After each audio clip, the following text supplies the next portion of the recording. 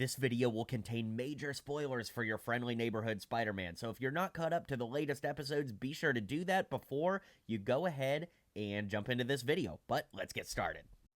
Hey guys, I've got new customs for you from episodes 6, 7, and 8 of your friendly neighborhood Spider-Man. This show is so much fun, and I'm so excited to show you the new character customs today.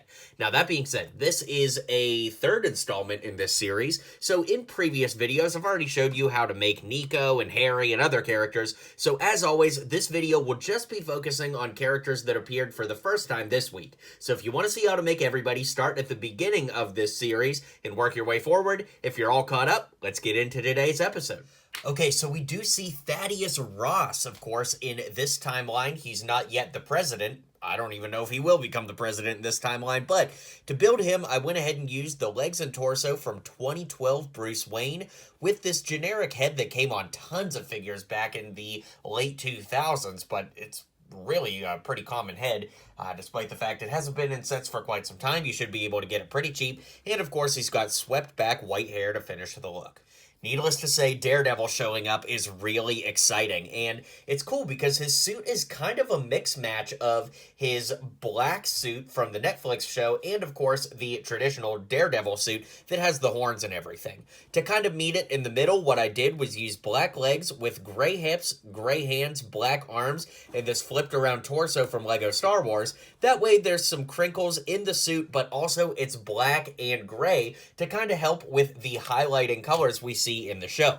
I took a Captain America helmet and Sharpied it all the way black to go for that, and to give him the red eyes, but with the black on the side. I actually don't know if I'll be able to get the helmet off, but I used a Batman head, as you can see, that's like black underneath that shows the mouth exposed, and you can see right here, and then with the eyes, I took a piece of masking tape and Sharpied it red so that you see the red eyes underneath, but then from all the other sides you see black and there's no skin exposed except for the mouth, just like we see in the show. So I'm really happy with the way this turned out, and we do break the purest method to make that black helmet, but you don't actually have to ruin the Batman head because, again, I just used masking tape so you could just take that off when and if you're ever done with it.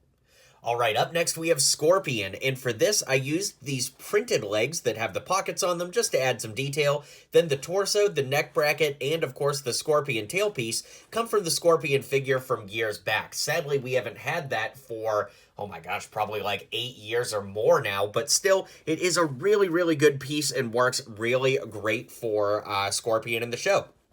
Now, of course, he has gray hands on for the gloves, exposed arms, and this head from Lego Star Wars from a generic First Order Trooper, and for that all put together, it works really well for Scorpion from the show.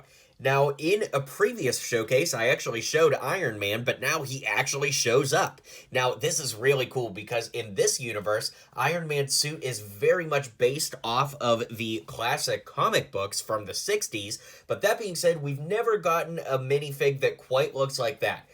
The Mighty Micros is as close as we've gotten, but the color scheme doesn't quite match, so to keep things simple, we'll go ahead and use the most recent version of comic book Iron Man from the Avengers Lego sets, just to keep things simple. But if you have the Mighty Micros Iron Man, I'm sure there's a way to work that around, but of course, then the helmet color wouldn't match, so to keep things simple, as I've said like 18 times now, we'll just use this Iron Man here. And finally, in the end of these 3 episodes, we see Chameleon. So the head I used here is actually Voldemort from Harry Potter. I think that works out really well with a jean jacket. I mean a leather jacket that comes from Mutt Williams from Indiana Jones. Although we've gotten other leather jackets over the years. I love Indiana Jones, so I love using parts from it. He, of course, has dark gray hands and light gray legs to finish the look, and those are all the new characters from this 3 episodes that dropped this week. So go ahead and round out this showcase now. Alright guys, be sure to hit like and subscribe down below and let me know where you think this series is going. I think it's crazy that we're basically at the finish line next week, so I'm really excited to see how things wrap up and of course make a final showcase next week. So stay tuned for that, and I'll see you guys on the next video.